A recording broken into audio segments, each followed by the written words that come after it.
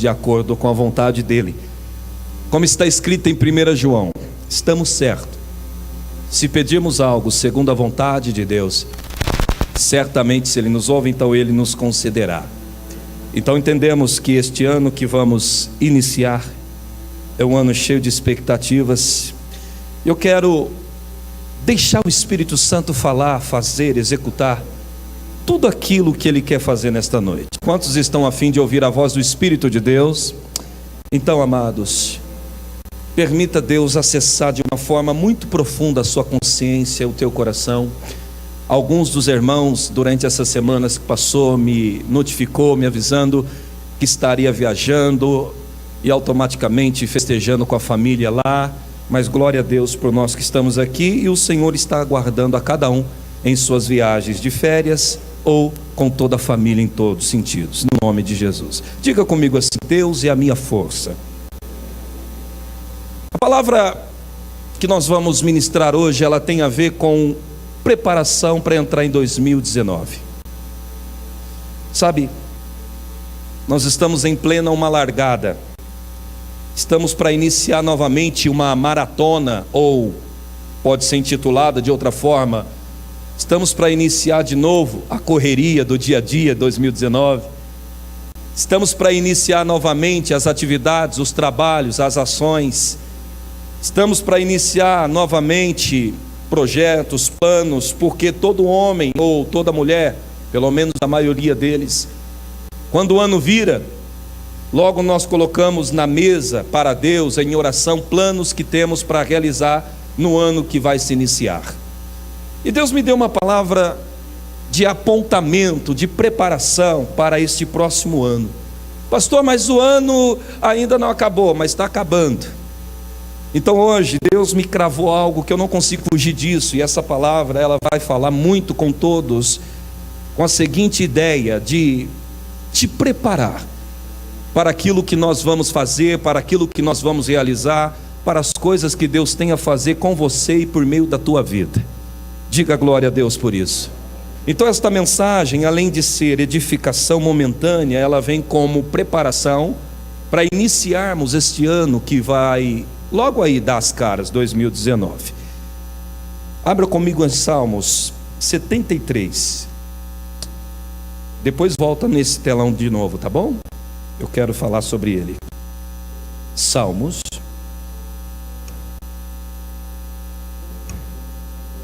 73.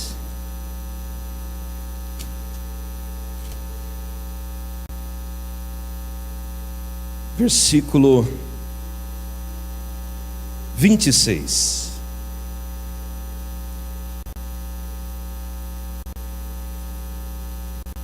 Diz assim: a minha carne e o meu coração desfalecem, mas Deus é a fortaleza do meu coração e a minha porção para sempre. Olhe para mim, queridos. Talvez você viu no slogan antes de lermos que ali está escrito a caminhada da vida.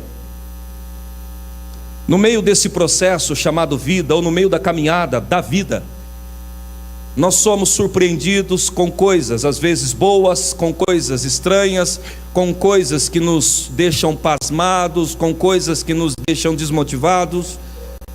Na caminhada da vida, queridos, às vezes enfrentamos momentos que nunca pensávamos em enfrentar. Na caminhada da vida fazemos preparações, planos, mas em algumas vezes nem todos os planos que fazemos dá certo.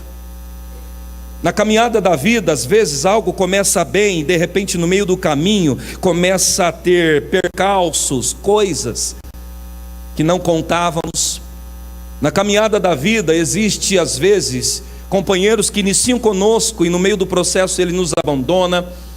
Na caminhada da vida, às vezes você sofre percas, sofre baixas, sofre decepções com pessoas, situações, lugares. Na caminhada da vida, nós conquistamos também. Na caminhada da vida, conhecemos pessoas novas. Durante a caminhada da vida jovem, nós conhecemos homens e mulheres que nos acrescentam para ir além. Na caminhada da vida muitas coisas acontecem, algumas esperávamos, algumas não tínhamos nem ideia que aconteceria. Então o que eu quero mostrar, antes de ler e explicar tudo o que vamos fazer aqui hoje, é que na caminhada da vida várias coisas podem acontecer que não está na minha agenda e que eu não faço a mínima ideia que vai acontecer. Na caminhada da vida, às vezes fazemos planos com parentes e de repente esses parentes vão mais cedo, ou seja, são recolhidos pelo Senhor, falecem. Na caminhada da vida nós nos preparamos para nos formar, alguns nem chegam a se formar, o Senhor os levam antes. Na caminhada da vida, coisas que nós nos alegramos, pastora Érica, acontece, mas também acontece coisas que nos deixam muito para baixo.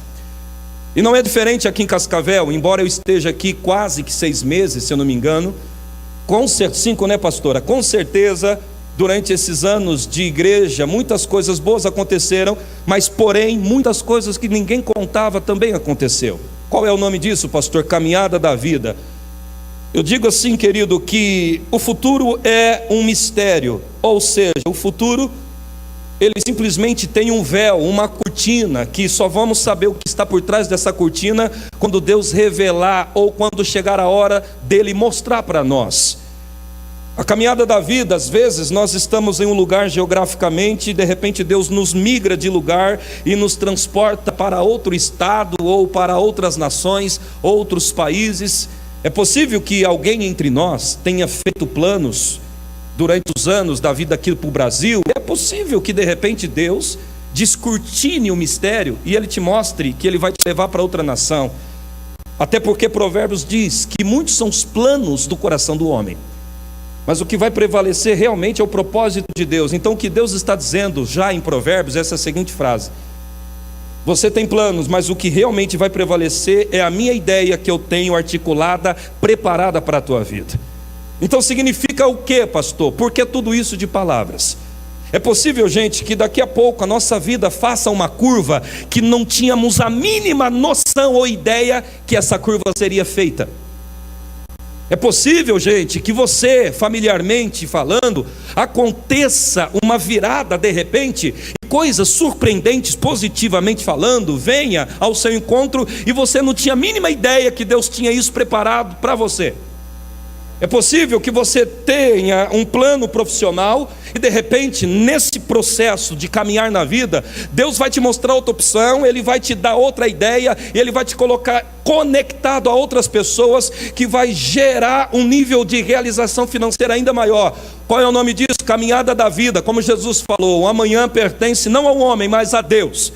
Então quer dizer que Deus prepara coisas para nós, porém sabemos que também no meio desse processo chamado caminhada da vida, existe muitas coisas que nos desagradam demais. E é sobre isso que Deus quer te preparar. Como avançar quando não há motivos aparentemente para prosseguir ou para continuar avançando. E vou me usar desse texto como Deus me mostrou. O livro de Salmos, ele é a expressão da alma dos homens que às vezes estavam em aperto. Alguns salmistas declaravam aquilo que eles estavam vivenciando fisicamente, espiritualmente ou emocionalmente. Alguns, quando tinham vitórias, eles declaravam em salmos a gratidão a Deus. Então, quando você passar os seus olhos meditando no livro de Salmos, você tem que entender que Salmos é a expressão da alma dos homens que serviram a Deus. Inclusive, estes salmos que acabamos de ler, 73, foi escrito por um homem chamado Asaf.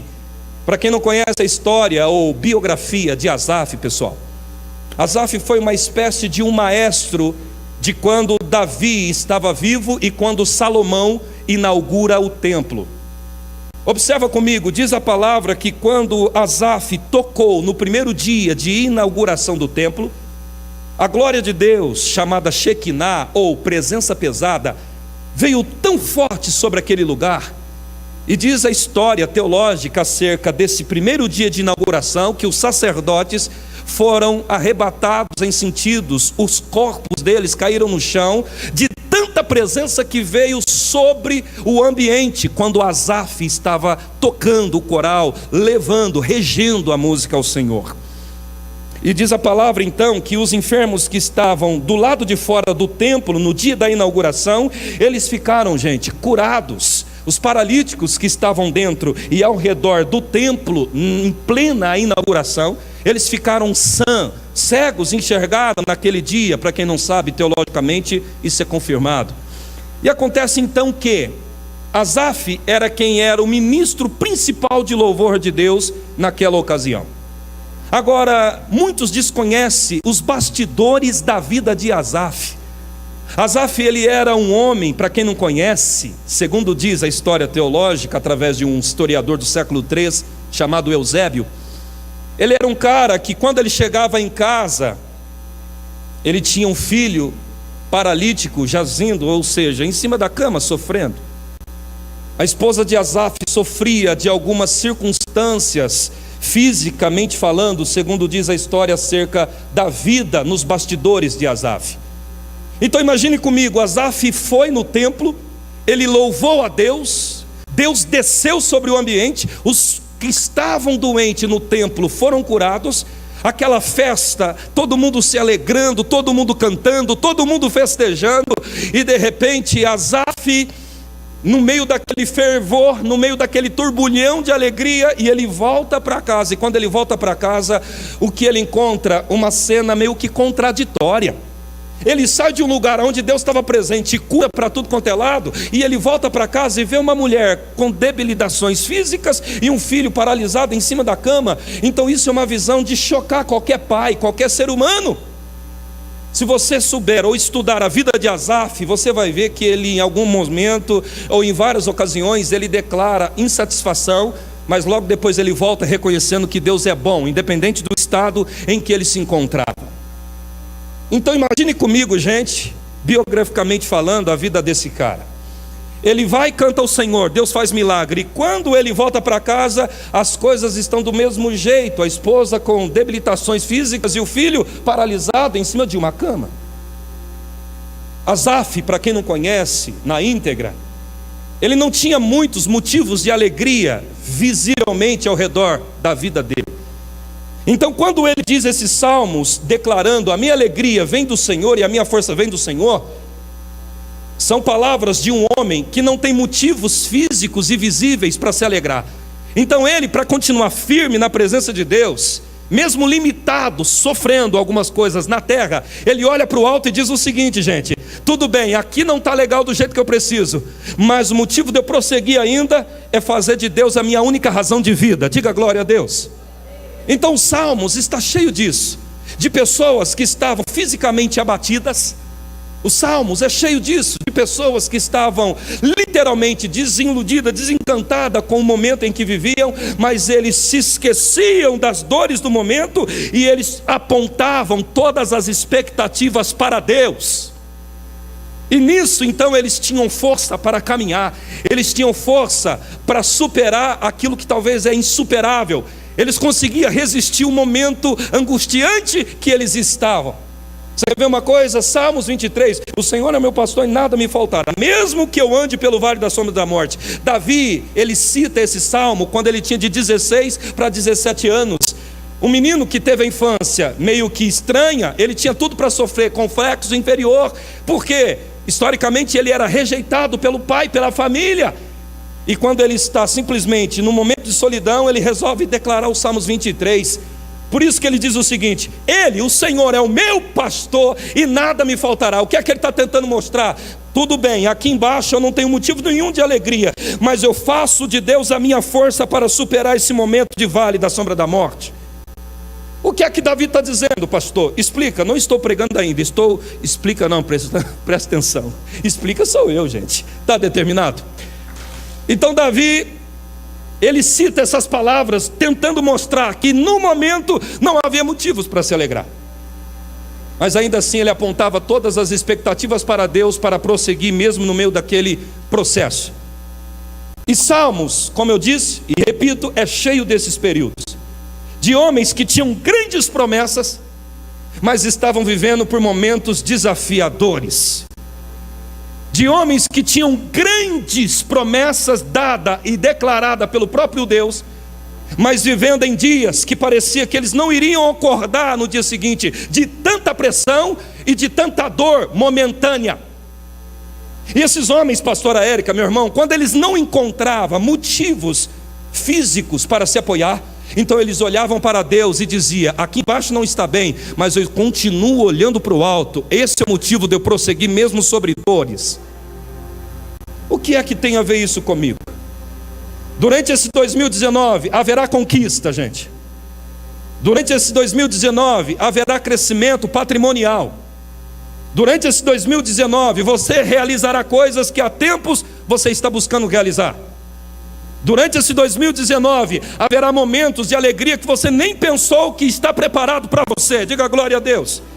Em 2019 há coisas que Deus preparou, mesa e unção poderosa, que vai te surpreender. Diga eu recebo. 2019 há muitas surpresas que Deus vai aplicar na sua vida e vão alegrar o seu coração, e você vai compartilhar a alegria com os outros. Digam amém. Só que também em 2019 haverá muitos confrontos, como sempre é dito na palavra, que na terra é lugar de batalha. Então eu não posso apenas me ater e te declarar para dar largada, sem te avisar dos momentos que você enfrentará no meio do processo, chamado caminhada da vida. Eu estou me preparando para coisas novas, mas eu também estou consciente que no meio de coisas novas, algumas coisas que me desagradam vão acontecer. Então eu não posso ser pego desprevenido. Por quê? O problema de muita gente é se preparar apenas para aquilo que vai vir de bom. Só que você tem que entender, no meio da conquista daquilo que é bom, também tem algumas coisas que vêm que não é bom. Então eu tenho que fazer tudo isso para entender o quê? Tem coisas boas para vir, mas eu vou me preparar para aquilo que de repente eu não espero, para que então eu não seja pego de uma forma espantosa e caia. A luta veio, ok, não sabia qual luta que era, mas eu sabia que viria. Estou firme para prosseguir para o alvo. E eu quero usar esse texto para te mostrar. 1 Samuel capítulo 30. Vamos lá, gente, no nome de Jesus. Tem muita coisa boa da parte de Deus que o Espírito Santo quer lhe mostrar acerca de Deus ser a nossa força. 1 Samuel capítulo 30, versos 1 ao versículo 9. 1 Samuel 30, versos 1 ao 9. Quando Davi e os seus homens chegaram a Ziclag, o terceiro dia, já os amalequitas com ímpeto tinham dado sobre Saul e Ziclag, e tinham ferido a Ziclag, e tinham queimado a fogo. Versos 2. Tinham levado cativo as mulheres e todos os que lá se achavam, tanto grandes quanto pequenos. A ninguém mataram, tão somente os levaram consigo e foram o seu caminho. Quando Davi e os seus homens chegaram à cidade, encontraram-na queimada a fogo, e suas mulheres, seus filhos e suas filhas levadas cativos, presos. Versos 4. Então Davi e o povo que se achava com ele ergueram a voz e choraram muito, até que não houvesse neles mais força para chorar. Verso 5. Também as duas mulheres de Davi tinham sido levadas cativas, Ainoã e Jezreelita, e Abigail, que foram mulher de Nabal, e o Carmelita. Verso 6. Davi muito se angustiou, porque o povo falava em apedrejá-lo. A alma de todo o povo estava cheia de amargura, por causa dos seus filhos e das suas filhas. Mas Davi se fortaleceu no Senhor seu Deus. Diga comigo, mas Davi se fortaleceu no Senhor seu Deus. Olhe para cá, queridos. Eu quero interagir com você, então às vezes eu subo, desço, subo. Quero ter esse calor, estar próximo de vocês. Nesse texto que você acabou de ler, gente, a Bíblia conta um dia terrível, angustiante, quase que incalculável que Davi estava vivendo. Davi, ele foi a uma guerra, de repente demorou 3 dias no campo de batalha, ele e um grupo de homens. E quando ele está voltando daquele período de batalha, quando ele está retornando para a sua casa, para a sua cidade, para o seu povo, ele teve uma visão terrível, um caos tremendo. Ele começa então a ver que as casas dele e de todos os homens que estavam com ele havia sido queimado. Como se já não bastasse, ele vai procurar então as mulheres, as crianças, os anciões, e ele não encontra praticamente ninguém, absolutamente, aliás, ninguém. Diz a Bíblia que ninguém foi morto, mas ninguém se encontrava lá. Por quê? Os inimigos de Davi tinham ido no momento em que eles não estavam na sua nação, e eles roubaram todos os bens e também raptaram as pessoas que estavam lá, incluindo as mulheres de Davi, incluindo crianças e tudo mais, como você me ouviu falar. Então, diante daquele caos, os homens que estavam acompanhando Davi, eles fizeram o quê? Choraram muito. Querido, eu penso comigo, imagine, eu saí da minha casa, quando estou morando em Cascavel, deixei a pastora, deixei as crianças, tudo lá, e eu vou para um grupo de homens para pregar o evangelho, fazer a missão. E quando eu volto, o que eu pego em casa? Fumaça, móveis queimado, e a minha esposa e minhas filhas não estão lá. Querido, eu iria chorar muito como esses homens fizeram. Então imagine comigo, ele sai de repente pensando que a família estaria de volta, e quando ele volta não tem ninguém, e muito pelo contrário, ele tem uma visão destruidora, catástrofe, tragédia. O que é, pastor? Não havia sobrado nada, nem pessoas, nem o gato para contar história, se for para ver bem. E diz a Bíblia então que eles choraram, mas choraram de uma tal forma que eles não ficaram com nem mais lágrima. Ou seja, chorei tanto que não tem nem mais força para continuar chorando. Isso está escrito no texto, gente. Pastor, o que significa isso? O que tem a ver toda essa introdução? Observa, de repente a Bíblia diz que depois que eles choraram, praticamente a tarde toda, Davi se animou em Deus. Em algumas traduções esse texto diz o seguinte: e Davi recobrou o seu ânimo em Deus. Em outras traduções esse mesmo texto diz: e Davi recorreu ao seu Deus. Em outras traduções também esse mesmo texto diz: e Davi se levantou e se dispôs a buscar o teu Deus. O que isso tem a ver comigo? Agora eu aplico a mensagem na sua vida. Simples, gente. Davi era um homem que tinha grandes promessas de ser rei, mas no meio do percurso ele enfrentou muitos momentos angustiantes, inclusive esses, momento assustador foi esse. Só que acontece o seguinte: ele, diante dessa situação, o que é que ele faz, pastor? Ele chorou, mas além de chorar, ele simplesmente se levanta, mesmo sobre dor, e ele vai fazer o quê? Buscar ao Senhor. O que é que tem a ver comigo isso? O que tem a ver com a minha vida? O que tem a ver com 2019, pastor? Simples, querido.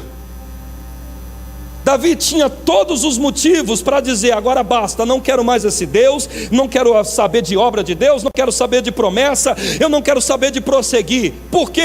Observa, além dele ter perdido a esposa, a Bíblia diz que os homens estavam culpando a Davi pelas esposas também que havia sido levada. Então Davi tinha pressão dobrada, tinha decepção dobrada, pastora. Além dele estar também sofrendo, ele continuou sofrendo ainda mais. Pelo quê, pastor? Porque os homens culparam a ele. Está vendo, Davi? Se não fôssemos com você, as nossas esposas não teriam saído, não teriam sido sequestradas. Então note isso, gente. Davi estava sofrendo dobrado, muito mais do que aqueles homens, porque os homens estavam culpando a Davi de tudo aquilo, e ele não tinha culpa nenhuma. Então eu penso comigo que naquele momento que eles estavam chorando ao ponto de esgotar as lágrimas, eles deviam pensar em parar, deviam pensar em voltar para trás. Muitos pensamentos e besteira com certeza passou pela mente deles, e a Bíblia dá essas indicações. Sabe, querido, às vezes você vive momentos como esse, momentos que você olha e automaticamente tudo que você tem para fazer é chorar, porque você não consegue encontrar alguma maneira de sair disso, e você olha para todos os ângulos e tudo que você vê parece que é um beco sem saída. E aí é o momento que choramos, é o momento que derramamos a lágrima, é o momento que o presente não é empolgante, e começamos então a simplesmente ficar desmotivado por aquilo que estamos vivendo, passando e vendo. Era mais ou menos assim que Davi estava. Só que existe algo que Davi fez que você precisa fazer, e essa é a orientação de Deus nessa noite. A Bíblia diz que ele se animou no Senhor, ou seja, ele teve um diálogo com ele mesmo. Ele disse: não, peraí, a coisa está feia, a coisa está ruim, mas eu não posso terminar desse jeito. Deixa eu ir lá e buscar a presença de Deus para ver o que ele tem para me dizer. O que Deus está querendo mostrar aqui para você que quando você estiver em momentos como esse, ou semelhantes a esse, você não pode apenas permitir, aliás, você não deve permitir com que o diabo te coloque num canto e te esmurre, te dando ideias, sugestões de desistências, porque você já notou, quando você está em dias terríveis, o diabo aparece na mente para te sugerir coisas, para lhe desmotivar, para lhe falar coisas que não vão te ajudar a progredir. Então o que é que você tem que fazer naquele dia? Você tem que abrir um diálogo pessoal, você tem que olhar para você mesmo e dizer: peraí, as coisas não vão acabar assim, eu tenho um Deus que me levantou, eu tenho um Deus que pode me ajudar a resolver isso que está doendo agora. Peraí, não vai acabar do jeito que parece, eu sirvo a um Deus vivo, deixa eu me lavar e entrar na presença de Deus, e Ele vai me dar uma estratégia para sair disso. Diga para o seu vizinho: não deixe o diabo te dar sugestões. Por quê? Uma vez eu estava vivendo um momento e eu estava muito emocionalmente fragilizado por causa desse momento. Então eu entrei dentro do carro porque eu não tinha com quem falar, eu não tinha com quem desabafar, eu não tinha com quem pedir orientação. Então o que é que eu fiz? Eu entrei dentro do carro e comecei a dirigir o carro na minha cidade, onde eu estava, e ali eu chorava e dizia assim: Deus, tudo que eu quero fazer agora, emocionalmente falando, é parar, me prostrar e me trancar num quarto escuro, porque o momento que eu estou é desagradável, é angustiante. E eu comecei então a pensar, e unicamente os pensamentos que vinham na minha mente era de desistir de tudo, inclusive da própria vida. Quem já viveu esses dias assim? Deixa eu ver você. Você sabe, querido, que não adianta ficar nessa posição. Eu nunca vi ninguém chegar em algum lugar por adotar esse padrão de vida. E na hora, orando, buscando ao Senhor, lutando com aquela guerra que estava aqui dentro de mim, sabe, Satanás tentando dominar a minha mente, e eu rejeitando, mas ele tentando, e ele usando argumentos do momento. Tá vendo, tá tudo difícil, a coisa não tá boa, a coisa tá ruim, a coisa tá isso. Sabe aquele dia que parece que o diabo tem razão, porém ele nunca tem razão. E aí o Espírito Santo veio de repente e me disse algo tão tremendo no meu espírito. Ele disse o seguinte para mim: olha só, busque ao seu Deus, e Ele te dará estratégias para se levantar e sair dessa situação.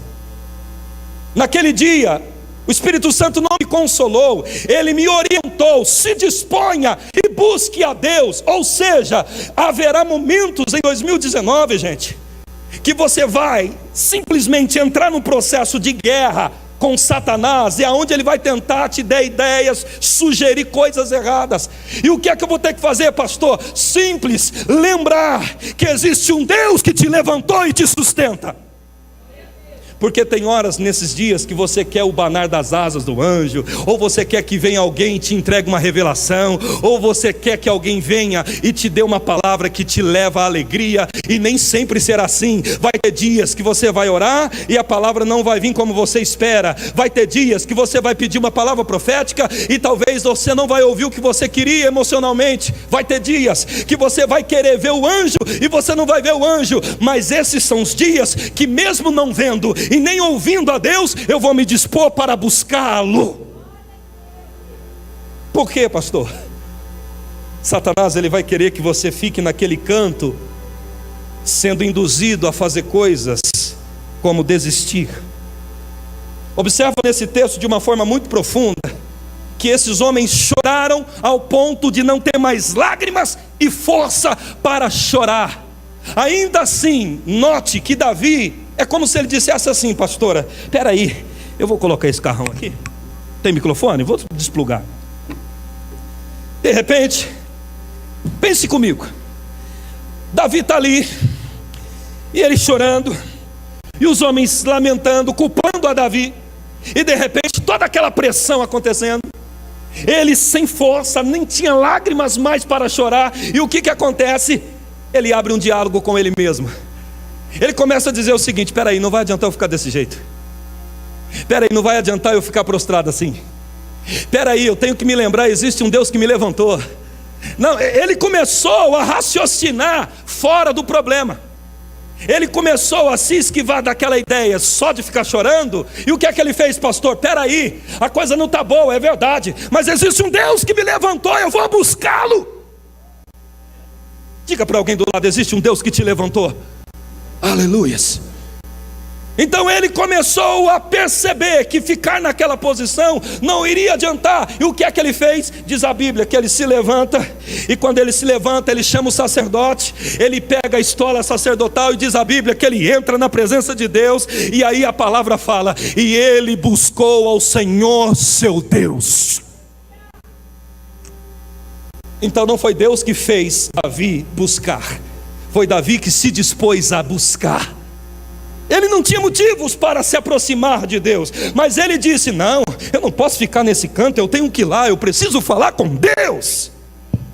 E o que é que Deus fez, pastor? Ali Deus o instruiu. Deixa eu te explicar algo que aconteceu com um pastor chamado, até anotei o nome dele aqui, Jeremias Pereira. Muito interessante esse homem. Algum tempo que tivemos algum tipo de contato, mesmo de leve. Esse pastor, ele era casado, porque era, você vai entender. Amava a esposa, tinha os filhos, os filhos. E de repente a esposa dele ficou doente. E eles orando, buscando oração, buscando ajuda, indo atrás de profetas, indo atrás de apóstolo, bispo, e a esposa dele veio a falecer. O menino dele, bem novinho, e o outro menino, praticamente os três entraram numa depressão. Quando eles entraram em casa, depois que eles sepultaram a esposa, o pastor Jeremias disse que eles entraram dentro de casa e parecia que toda a casa cheirava a morte. Eles olhavam no cômodo, no sofá, na cortina, e tudo lembrava a esposa, porque é ela que tinha decorado tudo. Então de repente, aquele ambiente que era um ambiente de paz, virou um ambiente de amargura e solidão e lembranças que traziam dores. Ele de repente ia para o quarto, ele olhava na cama e não conseguia dormir na cama, porque ele se lembrava que era a cama que ela e ele dormia. Ele amava muito a esposa, e aquilo estava sendo muito terrível. Nesse período ele diminuiu o ritmo de pregação, então ele deixou de pregar, porque ele ficou também meio que emocionalmente abatido, natural, perdeu alguém. Só que não parou por aí. Ele pegou o colchão de solteiro deles e colocou juntamente com os filhos para dormir na sala. E ele pensava seriamente em mudar da casa, em vender a casa, porque a casa trazia lembranças sobre a esposa. E ele chorava quase que todas as noites. E nisso ele já não tinha mais ir para o culto, ele já não tinha mais disposição para orar tanto. E a única coisa que ele sabia fazer era perguntar: por quê, por quê, por quê, por quê, por quê, por quê, por quê, por quê? E ele não tinha essas respostas da parte de Deus. E o que acontece? De repente então ele viu que a casa estava em luto, todo mundo em silêncio. Ninguém nem ligava a televisão para assistir alguma coisa. Era difícil até alguém ouvir um louvor lá dentro. Ele resolveu comprar um canarinho, um passarinho lá, segundo ele disse. E ele vai e compra o passarinho, a fim do passarinho fazer barulho, porque ninguém deles estava fazendo barulho mais. Então ele pensou: eu vou comprar um animalzinho, coloco ele dentro da gaiola e ele faz barulho aqui dentro de casa. E de repente então ele coloca esse animalzinho. O animalzinho fez barulho por 3 dias. De repente, no 4º dia, eles vão lá na gaiola, viu que está muito silencioso. Até o canarinho, o bichinho, morreu também. Aí ele entrou em depressão mais uma vez. Por quê? Porque ele pensou que o negócio estava com ele, a morte estava com ele. Ele ficou meio cismado. Aí ele entrou num processo mais profundo de melancolia. Aí chegou um dia que ele estava chorando dentro do quarto. O Espírito Santo falou o seguinte: pare de chorar agora e busque a face do seu Deus.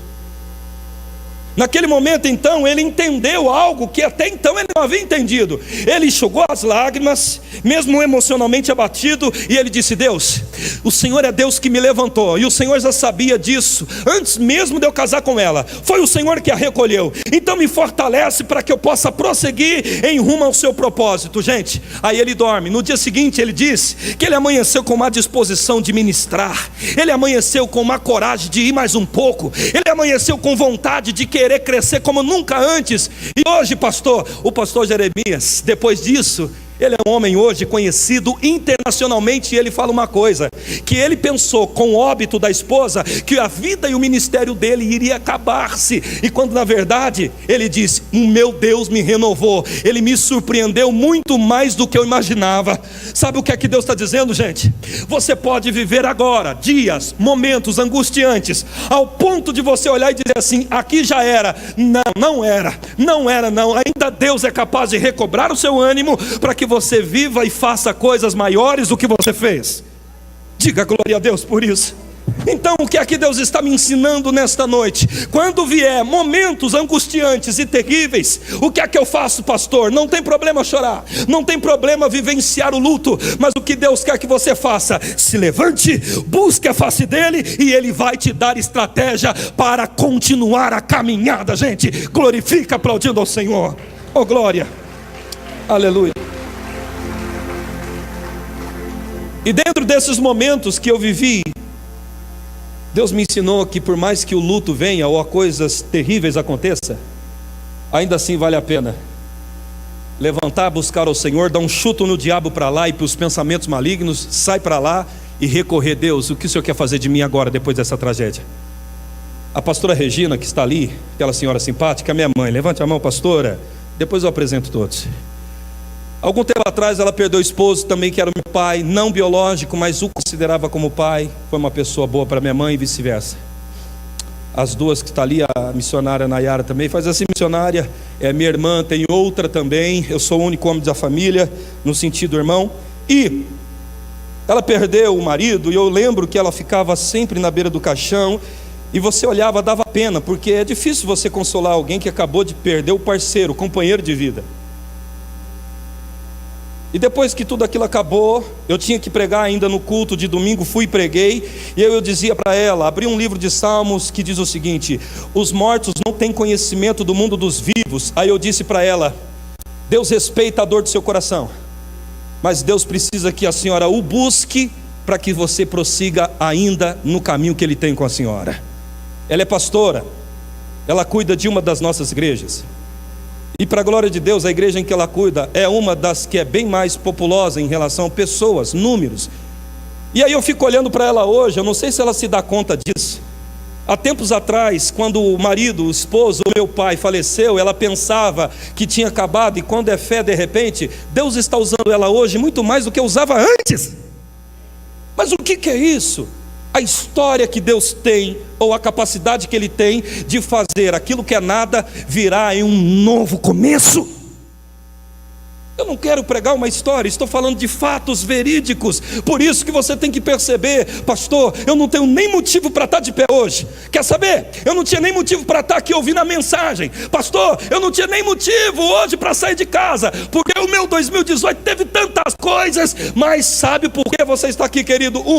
Porque você reagiu em buscar o seu Deus. E agora qual é o próximo passo? É de Deus. E qual é o passo que Deus vai dar comigo? Te dá estratégia para vencer o que ainda você vai enfrentar. Deus é com você, igreja. Deus é com você, igreja de Cristo Jesus. Aleluias. Levante a sua mão e diga: Senhor, obrigado, Jesus. Abre comigo ainda em 1 Samuel, capítulo 30, versos 16 ao 19 agora. Mesmo capítulo, porém, versos 16 ao 19. Diz o seguinte: então descendo, guiou os amalequitas, estavam espalhados sobre a face de toda a terra, comendo e bebendo e dançando por todo aquele grande despojo que havia tomado da terra dos filisteus e da terra de Judá. Versos 17. Feriu-os Davi desde o crepúsculo até a tarde do dia seguinte.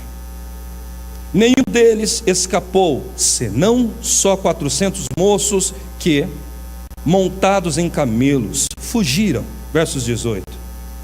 Assim recobrou Davi tudo o que os amalequitas haviam tomado. Também libertou as suas 2 mulheres. Versos 19. Não lhes falou coisa alguma, nem pequena e nem grande. Faltou, perdão. Nem pequena e nem grande. Nem os filhos e nem as filhas, e nem os despojos, nada de tudo que os amalequitas lhes haviam tomado, Davi tornou a trazer. Observe algo, querido. Lembra do cenário que eu descrevi em que Davi estava, gente? Davi estava num cenário onde todo mundo havia sido sequestrado, eles haviam sido roubados e literalmente as casas estavam queimadas. Então era um cenário de caos, trouxe muita angústia ao ponto de Davi e os homens chorarem. Agora note uma coisa: Depois ele falar com Deus, a Bíblia diz que Deus dá instrução, aí ele vai atrás daquilo que lhe pertencia, ele vai resgatar aquilo que havia pertencia a ele. Mas só que tem um detalhe aqui: Deus não consolou Davi, Deus orientou a Davi. O que tem a ver isso comigo? Não há problema você pedir consolo para Deus. Não há problema você de repente falar: Deus, eu preciso do seu consolo. Ok. Mas o que o consolo vai te trazer é um conforto dentro da sua alma momentaneamente. Então você precisa entender que você pode pedir consolo, mas tentar novamente é necessário para que Deus faça alguma coisa por você.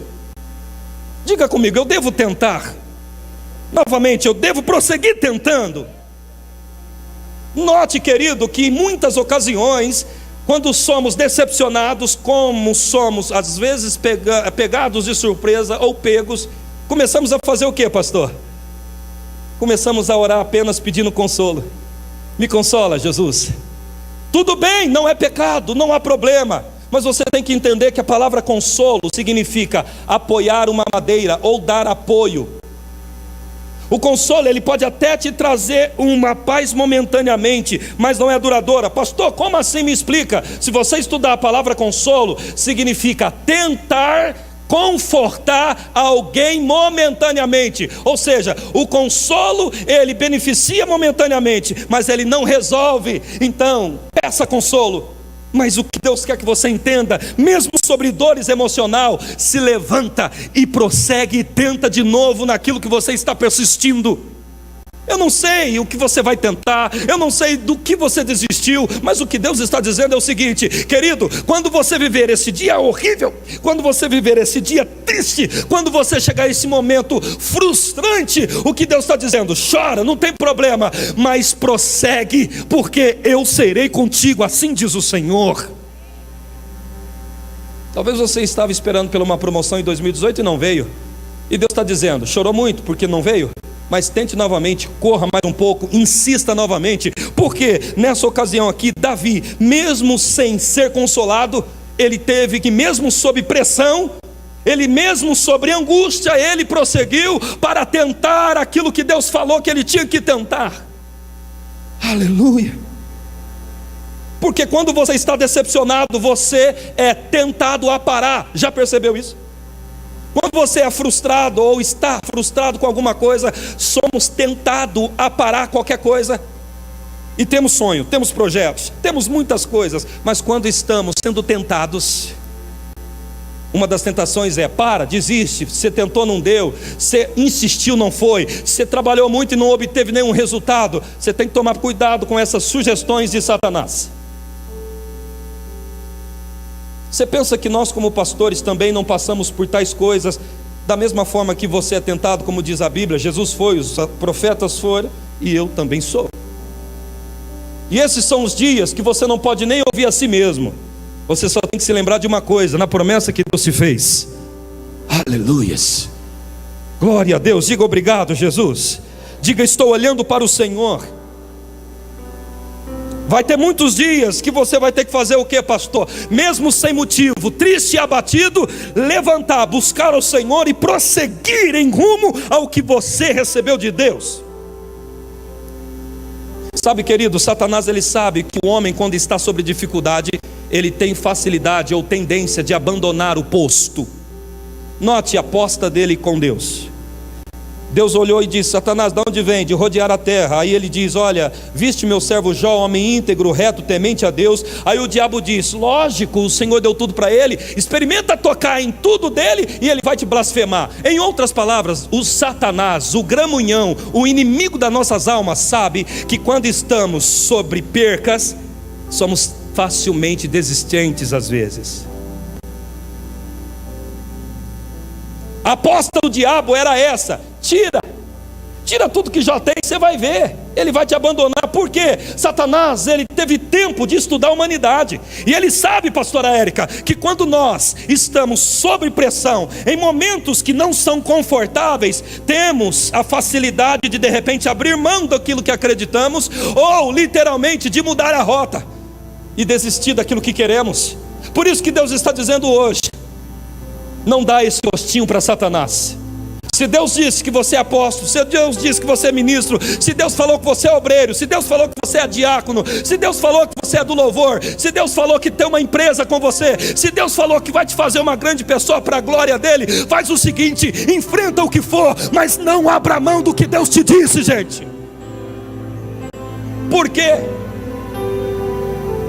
Quantos aqui de repente não estavam sob momentos difíceis e de repente você fez o quê? Eu não aguento mais, Jeová. Jesus, para mim basta, agora já era. E Deus está dizendo hoje: não basta não, continua. Tem algo que eu quero te mostrar depois disso. Não, você vai fazer melhor. Pega na mão de alguém e diga assim: não desista. Quando você estiver sob pressão, diga para ele: prossegue mais um pouco. Deus conta com isso. Glória a Deus, gente. Glorifica dando louvor, alegre, aplaudindo a presença de Deus. Aleluias. Escute. Estava um homem de repente há 30 dias chorando a morte do seu líder. Chorando a morte do que, igreja? O líder Moisés. E de repente diz a Bíblia em Deuteronômio que eles estavam chorando há 30 dias porque Moisés havia morrido.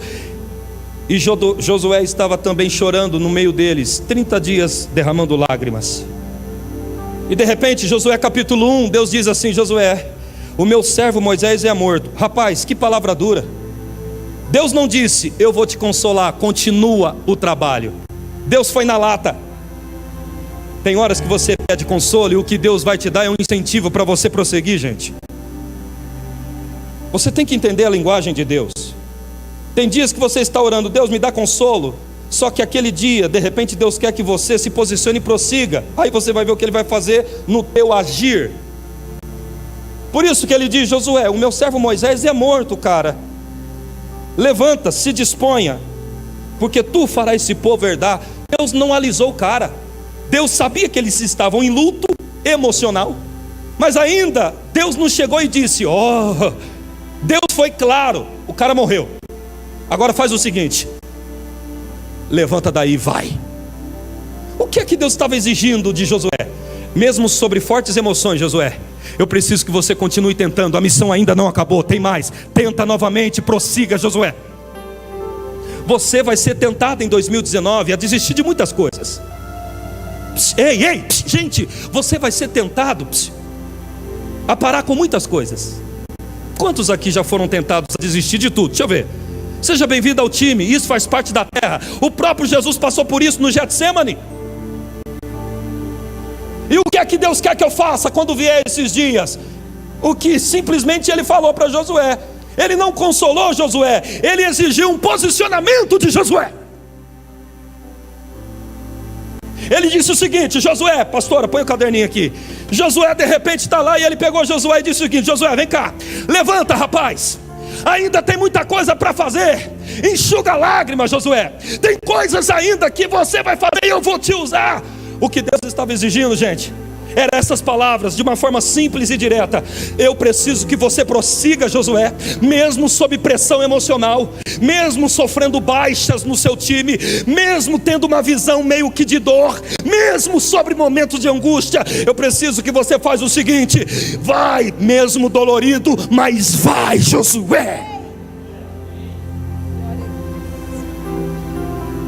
Quando eu comecei o ministério, muita gente começou comigo quando comecei como menino. E é triste olhar para trás e ver que entre muitos que começou, só eu fiquei. E eu fico pensando, o que seria dos demais que começou comigo se tivesse prosseguido? Ao longo da caminhada eu vi muita gente ficar ali, outro ficou ali, outro ficou ali. E de repente Deus me falou o seguinte: mesmo sofrendo baixas, não pare, prossegue. Mesmo andando com aquela sensação de percas, prossegue. Mesmo sobre pressão emocional, psicológica, ou diante de um vale estranho, prossegue. Quantos estão me entendendo? Digam amém. Obrigado, pastora. Então o que é que Deus está falando comigo hoje, pastor? Ele está te apontando para 2019. Ele está dizendo: vai. E quando vier um momento de muitas lágrimas, não tem problema, continue. Eu nunca vi Deus ficar calado por alguém que está tentando fazer alguma coisa. Vou repetir, você tem que gravar isso no coração. Eu nunca vi Deus ficar parado por alguém que está tentando fazer alguma coisa. Os que estão pedindo consolo, ok, você vai ter a ajuda de Deus emocionalmente, você vai melhorar, mas quer que isso resolva ou quer mudar de fase, prossegue. Eu vou te contar um exemplo que eu já disse isso aqui. Você viaja na rodovia, você sabe muito bem, e eu vou citar de novo, uma vez eu falei isso. Quando nós estamos viajando, é normal um pedaço da rodovia está chuvoso, outro está sol, e de repente mais para frente tem neblina. É assim ou não é, pessoal? De repente, quando eu fui a última vez para Barretos, nós pegamos muita chuva. Mas é normal de repente você passar por um trecho que está tão tempestuoso, tem tanta chuva, que você não consegue nem enxergar o asfalto ou a rodovia. E aí, pastor? Eu tenho um hábito, não estou te aconselhando a fazer isso. Eu procuro um caminhão que está andando, óbvio que todos eles não aliviam o pé na hora da chuva. Eu procuro um caminhão, mantenho uma distância segura, acendo a luz de emergência atrás, e eu vou andando atrás daquele caminhão com uma distância segura, porque ele na minha frente me dá uma noção de onde eu estou indo. E o para-brisa do caminhão facilita mais para que ele veja, e o do carro é menor, nos dificulta a visão dependendo da tempestade.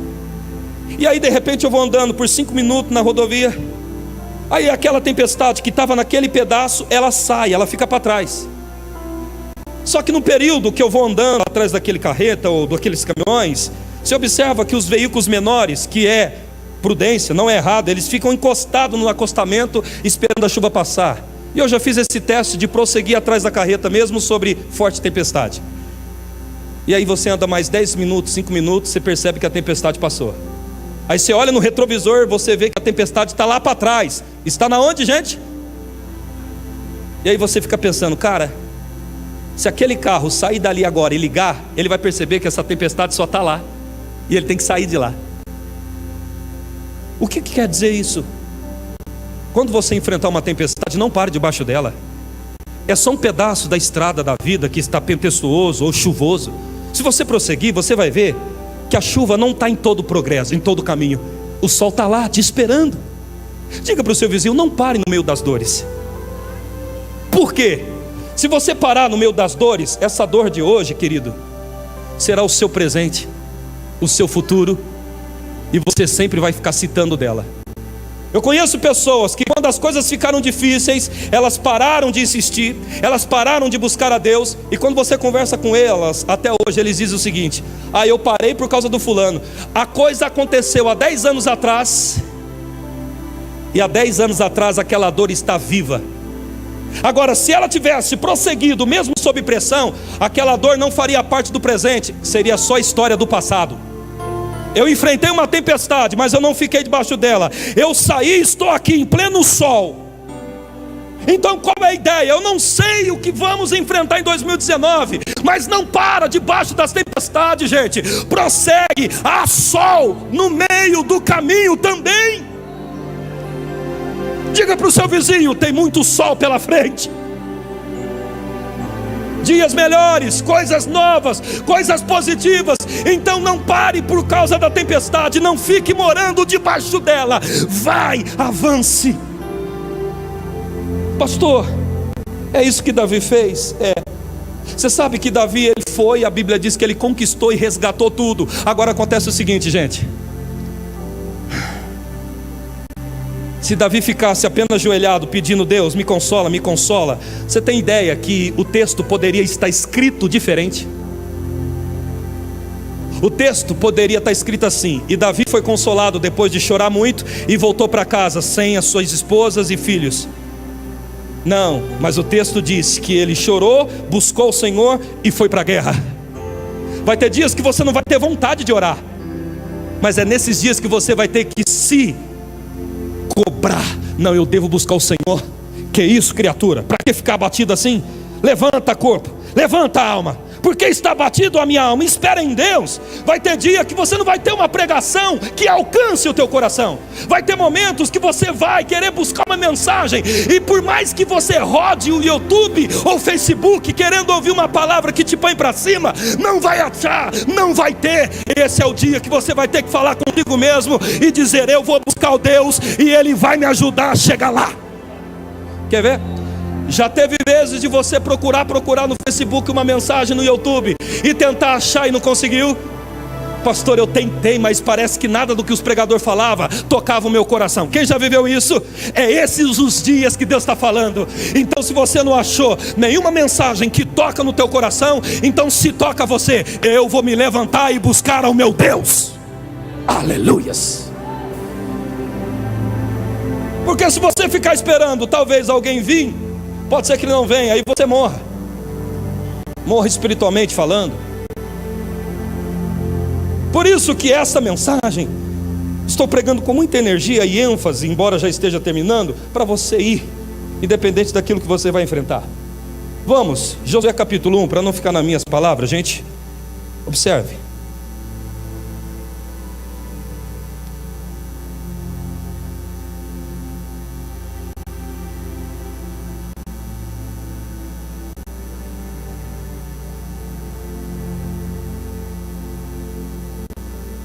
Diz assim: depois da morte de Moisés, servo do Senhor, disse o Senhor a Josué, filho de Num, auxiliar de Moisés.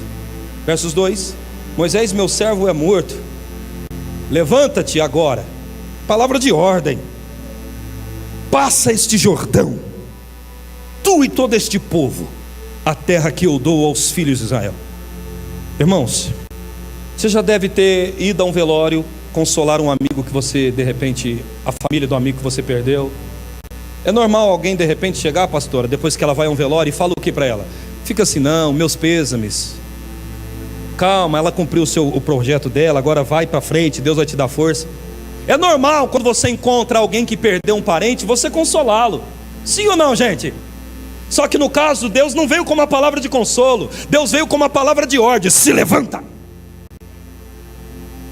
Porque Deus sabe que não vai adiantar se lamentar ou apenas dizer consola, consola. Não há problema em pedir consolo, mas Deus ainda, para te conceder o sucesso ou a vitória, ou você cumprir o projeto, vai exigir dinâmica. Mesmo sob pressão e sem motivos para prosseguir, vai exigir você prosseguir. Pastor, eu acordei num dia que não tem motivo nem para sair da cama. É aí mesmo, sai, levante e corre. Por quê? Deus conta com isso para que Ele te dê a vitória certa. Pastor, eu tentei um negócio em 2019 fechar, eu tentei comprar, eu tentei fazer e não deu certo. Não deu certo, tenta de novo. Pastor, eu tentei, mas faz tempo que eu estou tentando. Tente de novo. Se você sabe que Deus é com você nisso, se você sabe que Ele testificou você nisso, se você tem um testemunho, uma confirmação que Deus te chamou para isso, então por mais que venham obstáculos, momentos angustiantes, prossiga tentando. Uma vez um pastor da nossa igreja, não vou dizer o nome dele não, ele chegou em mim e disse: pastor, eu quero um culto para pregar. Eu falei: legal, vamos lá, glória a Deus, que bom que você pediu, olha, eu faço questão de te orientar. Aí abrimos um horário para ele que não tinha.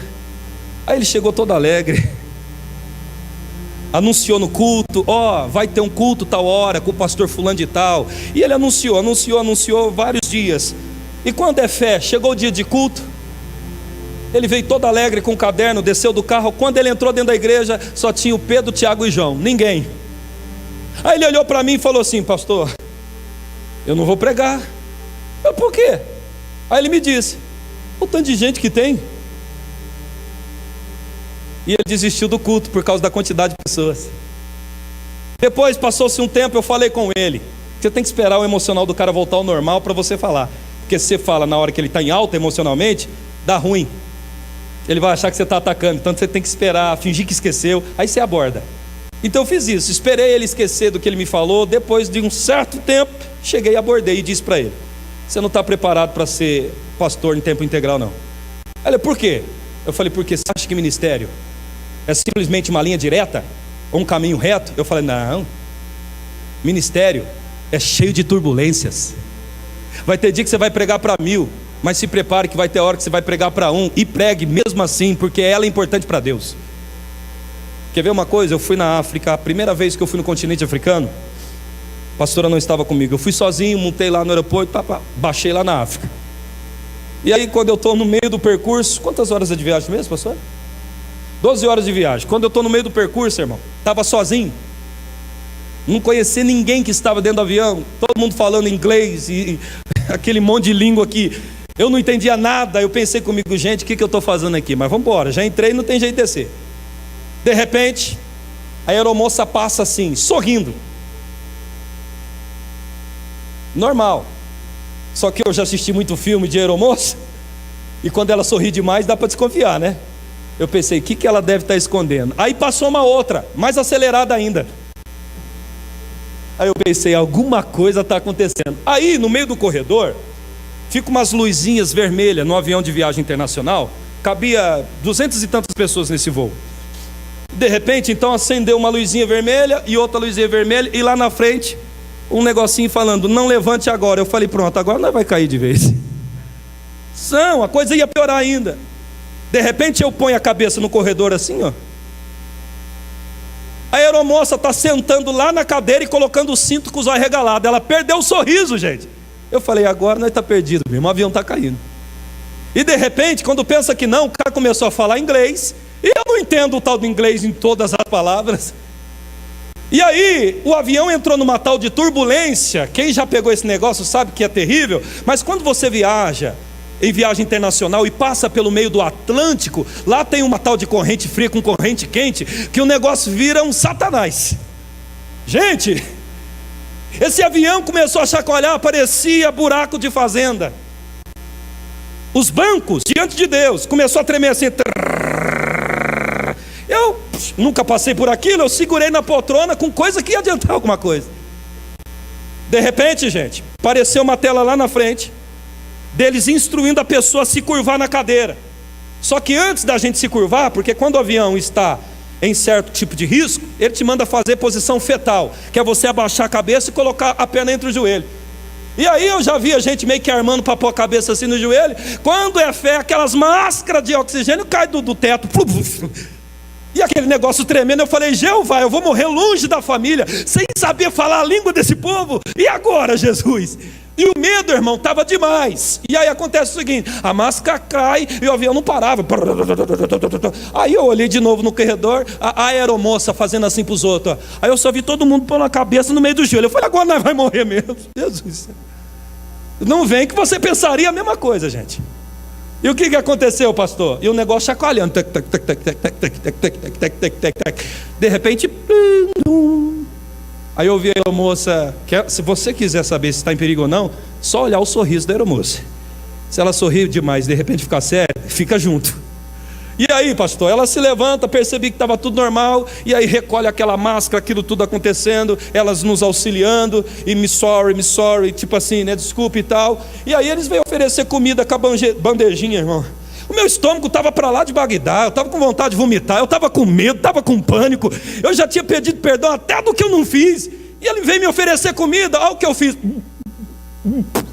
Não ia descer, não tinha como comer. Eu só sei que eu fiquei 12 horas dentro do avião, à noite, sem comer absolutamente nada. Nem água que eu peguei um pouquinho desceu. Quando bateu no estômago, quase que voltou. Eu desci, fiquei um dia inteirinho mal, só por causa do susto. Por que o senhor está traduzindo, falando isso, pastor? Simples. A turbulência que eu peguei, eu quero mencionar que você também enfrenta turbulências no ministério. O ministério não é todo tempo assim não. Vai ter muito momento... E aí você vai ter que segurar na cadeira e continuar, Deus, eu estou olhando para o Senhor. E aí eu falei para ele, você não está preparado para ser integralmente no ministério. Eu falei, por quê? Senão você vai morrer emocionalmente. Quando você vê o pau quebrando, você vai ficar em depressão, achando que Deus não é com você. Eu falei, então faz o seguinte, pensa realmente se você quer fazer a obra de Deus. Diga, aguenta, coração brasileiro. Foi o que eu falei para ele, mas brincando. Falei, aguenta, coração brasileiro. Galvão Bueno.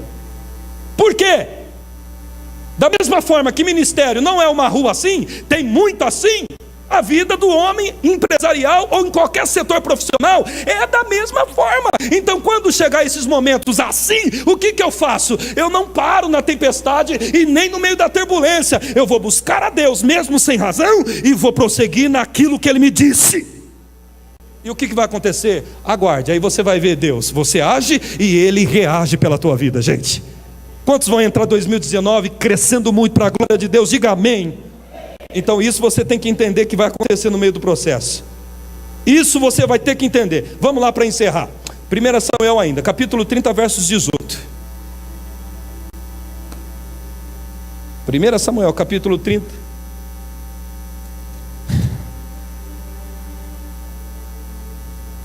Versos 18. Diz assim: assim recobrou Davi tudo o que os amalequitas haviam tomado. Também libertou suas 2 mulheres. Observa, Davi teve êxito mesmo depois de um dia terrível de tristeza. O que é que Deus está falando aqui para mim, pastor? Mesmo que você não tenha sido consolado quando você orou, mesmo que a dor do coração não tenha diminuído quando você pediu ajuda, mesmo que sob pressão você se encontre, mesmo que aparentemente você esteja abatido, mesmo que por dentro de você esteja em luto, mesmo que você não veja mais motivo para prosseguir, a ideia de Deus é a opção, e a melhor opção e única opção que temos é prosseguir mesmo não tendo motivos. Por quê? Deus, Ele não age, Ele reage, pessoal. Deus, Ele não age, Ele reage. O último texto, Isaías 40, e vamos orar já. O último texto, Isaías 40, versos 27.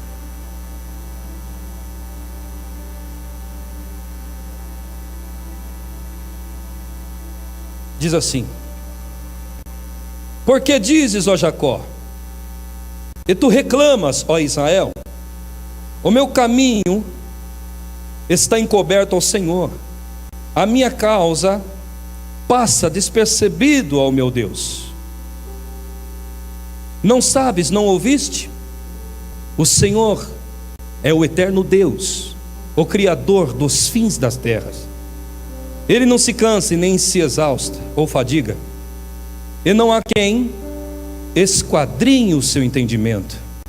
Dá força ao cansado e multiplica a força ao que não tem nenhum vigor. Até os jovens se cansam e se fadigam, eles tropeçam e caem, mas os que esperam no Senhor renovarão as suas forças. Diga comigo: os que esperam no Senhor renovarão as suas forças. Existem 3 situações nesse texto.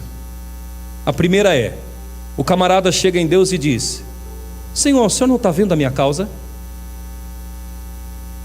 Eu estou fazendo tanto, estou lutando tanto, e parece que não está tendo retorno na medida que eu faço.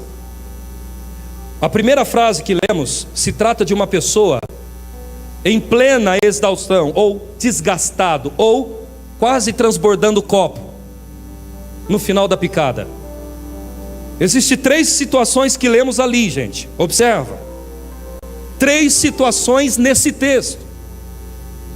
A primeira é: alguém está falando, estou trabalhando tanto e parece que não está tendo nada de resposta e retorno. Estou no esgoto final, no esgotamento, estou no meu limite, estou quase que para desistir. A primeira fala é essa, de alguém que está muito cansado de tanto fazer e parece que Deus não está vendo ela fazer. Existem muitas pessoas que talvez terminam ou estão terminando o ano com essa sensação. Deus, eu fiz tanto, eu fiz esperando, eu achei que viria e não veio. Estou falando primeiro da situação inicial, depois vamos para as 2 demais. Teve um período, e a minha esposa é testemunha. Pensa num cara que gosta de ensinar pessoas e aquilo não deu tempo, impossível de mandar. E toda a minha vida, o meu serviço é treinar pastores, liderar ministros, enfim. Teve um ano, não me lembro qual, se a pastora, você lembra, pastora, que eu fiquei desgastado no final? 2015. Pensa num 2015 que eu não quero ele de volta nunca mais. Eu cheguei em 2015, irmão, no final, sabe? Só o pó da rabiola. Se o ano não termina, era eu que ia acabar, parecia. Sabe o que aconteceu? Eu investi em pastores, investi dinheiro, investi tempo, investi em ensinamento. Eu fiquei um ano, irmão, sem viver para mim e para viver intensamente treinando ministros, falando com eles. Gente, vamos lá! Vai, pessoal, é assim que faz. Agora vai dar certo, e vamos lá. E está lá o pastor William alugando um hotel para fazer palestra e reunião só com pastores, obreiros, sabe, tirando do bolso, sem cobrar nada, tirando, investindo mesmo. Aí eu terminei o final do ano com uma sensação de ter feito muita coisa e ninguém virou nada. Por quê? Quando você investe em alguma coisa, a ideia que você tem é que vai ter retorno. E de repente o que aconteceu? Ninguém dos homens daquela ocasião frutificou ou cresceu ministerialmente falando. Muito pelo contrário, muitos retrocederam. E quando eu vi isso, eu estava até sem paciência para conversar com a minha esposa. Um dia que eu falei para ela, logo na virada do ano, eu olhei para ela assim: hoje eu prefiro ficar sozinho, eu não posso ficar com ninguém, senão eu vou falar besteira que ninguém merece. Por quê? Eu estava frustrado, gente. Eu estava desgastado. Eu tinha investido muito pensando que eles iam valorizar e acordar, e ninguém fez isso. E o que aconteceu, jovem? Eu fiquei abatido demais. Aí eu peguei o meu carro, fui para a beira da rodovia, que não é para me matar. Fique tranquilo. Eu fui pensar, eu precisava ver sozinho. Eu precisava parar para analisar e Deus vir me retratar ou alguma coisa. E aí eu encostei no meio da rodovia, na beirinha, e fui para o meio do mato que tinha lá, num canavial. E ali eu chorava e disse: Deus, como é duro investir em pessoas e não ter o retorno. Eu não digo retorno financeiro, eu só queria a melhora delas, como homens e mulheres de Deus. Eu investi em casamento que no final eles se separaram. E isso para o pastor é frustrante. Se você viveu cuidar do seu casamento, eu ficar sabendo que você separou, isso quebra um pastor, gente. Isso quebra um pastor. Aí você percebe, cara, tudo que eu falei e o tempo que eu investi ali, parece que eles não valorizaram. Isso nos consome. Você quer ver um pastor que ama almas, fica baqueado? É quando ele vê alguém que ele investiu tanto tempo, o pastor tinha planos com aquela pessoa e de repente está sabendo que aquele jovem está nas drogas. Isso para mim como pastor, meu Deus, é angustiante. E tudo isso aconteceu comigo em 2020. Investi em pessoas que eu achei que ia voar, elas caíram e voltaram para trás. E aí eu estava exausto. E no meio desse processo, eu comecei a falar essas palavras: parece que o Senhor não viu o que eu fiz. Parece que o Senhor não viu o quanto que eu investi. Por que o Senhor me deixou me envolver com essas pessoas? Se fosse para me terminar assim, o Senhor já sabia. E eu comecei a falar isso. De repente o Espírito Santo falou para mim o seguinte: recobra o seu ânimo. Essas pessoas que você investiu pode não ter dado o resultado que você queria, mas ainda você vai se conectar com muita gente que vai valorizar o que você vai dar e vai crescer muito mais do que você. Até porque o meu prazer como pai espiritual é que você vai mais longe do que eu. Se eu te ver em algum dia e você fazendo uma grande obra para Deus, muito maior do que eu, sabe o que eu vou fazer? Chorar que nem um pai babando no filho que cresceu. Glorifica aplaudindo a Jesus, gente. Ah, você não tem ideia como eu quero ver alguém assim. Aí, pastor, o que mais? Qual é a segunda situação do texto? A segunda situação, ele está dizendo o seguinte: os jovens vão tropeçar, mas os que esperam no Senhor vão renovar suas forças. Sabe o que Deus está dizendo? O jovem, não é natural eles tropeçar por causa da força que eles têm, mas a Bíblia está dizendo, até eles vão tropeçar, mas quem está no Senhor vai prevalecer. Diga, eu vou prevalecer. E esse texto está mostrando aqui que podemos estar abatido ou fraco, mas essa fraqueza não vai perpetuar, não vai ficar para sempre. Ainda você vai sentir o vigor, ainda você vai sentir várias vezes a força de novo, a inspiração para trabalhar, a inspiração para se envolver com a obra. Acredite, querido, o Espírito Santo, ele vai te inspirar de formas que ainda você nem imaginou. Diga, me inspira, Senhor. Talvez você está aqui, jovem, e você pede uma canção, e você tenta, e até agora parece que não veio aquela letra que vai explodir. Acredite, não pare de tentar. Vai chegar uma hora que você vai receber uma inspiração tão grande, e isso vai ser ouvido pelo mundo todo. Só não pare, porque ainda não deu certo como você quer. Só não desista, porque ainda não está do jeito que você gostaria. Prossegue, mesmo sem ter motivos, porque você terá força renovada. Agora a terceira e última colocação aqui. O texto fala: espera no Senhor, porque então você renova as suas forças. Mas os que esperam no Senhor, diga: eu estou esperando no Senhor. Feche a sua Bíblia, feche ela, e observe essas palavras, gente. Por que o salmista falou esperar no Senhor? Porque haverá muitos momentos, se você for basear no que você vê para caminhar, você não vai conseguir prosseguir. Então Ele está te convidando a esperar no Senhor. Como? Apontar todas as suas expectativas para Ele, e entender que por mais que o cenário esteja desfavorável, ainda assim você está andando porque você está olhando para a bondade de Deus. Sabe o que me faz entender que eu não vou perecer? Não é o momento, é saber que Ele é bom. Não é um momento de falta de bastância ou de abundância, não. O que me faz prosseguir não é vantagem ou desvantagem. O que me faz caminhar é saber que Ele é bom e vai ter um final para mim, melhor do que eu mesmo poderia planejar. Diga: Deus tem um final brilhante para mim. Mas você precisa persistir. Vou fechar a Bíblia e vou dizer essas frases, queridos, antes de orarmos e ir embora. Você olha para alguns setores da sua vida e você não tem ânimo.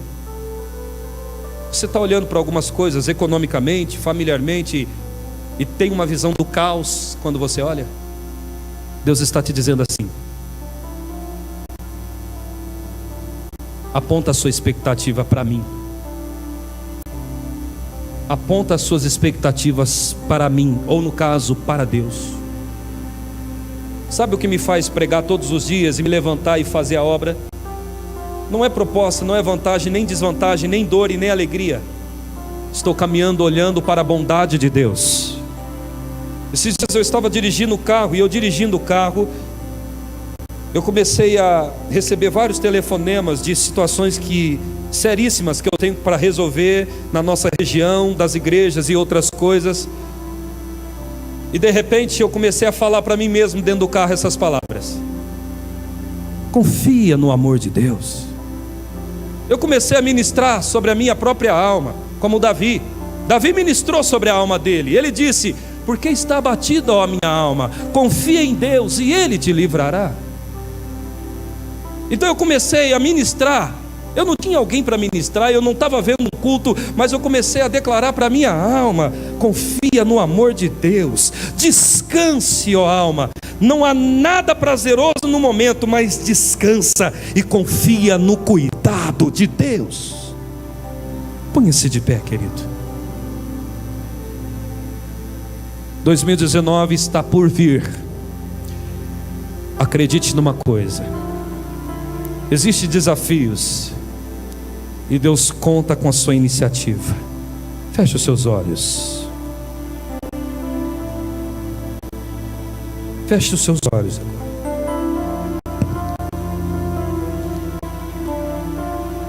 Aleluia. Eu quero fazer algo com você e eu vou pedir para você fechar os seus olhos. Abaixe as luzes, quem estiver lá. Eu quero falar palavras